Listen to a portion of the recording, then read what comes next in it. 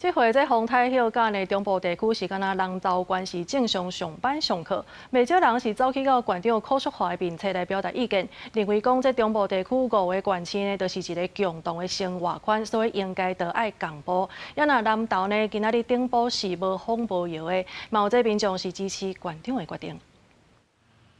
虽然风台接近，不过到拜三中昼为止，南投是无风无雨，但是因为中部地区，包括台中、苗栗、彰化、云林，拢是停班停课，只有南投正常上班上课。为咗南投人走去县长柯淑华的众野表达意见，认为中部5县市是共同生活圈，应该爱共步，但也有民众支持县长的决定。我是感觉讲风台内有放假无放假，嘛是爱回归到 这个放假的标准，这样会比较好。在台中彰化过来南投上班啊，你因为安全考量，你要休台风假，那当然就是自己放假就好。学生啊嘛爱上课啊，那老师住伫台中的是爱来无爱来对吧？你若都爱找代课的老师，迄嘛是较困扰淡薄。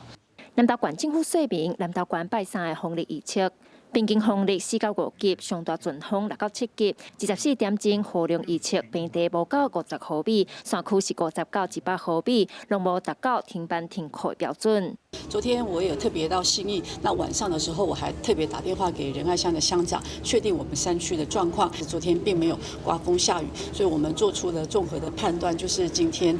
这个要继续的上班上课。 带外县市的老师比例增加，那咱现有的所有的老师会用来调整课程甲相关的学习的活动。不过，县府也强调，为着预防灾害发生，南投县风台灾害应变中心也是一级开设，要针对有风险的地区，先预防性特地有新的负责人、西药剂患者等等，预防性封闭桥梁、塔沙包等等，也提醒民众要注意天气，小心安全。记者辛平义南投报道。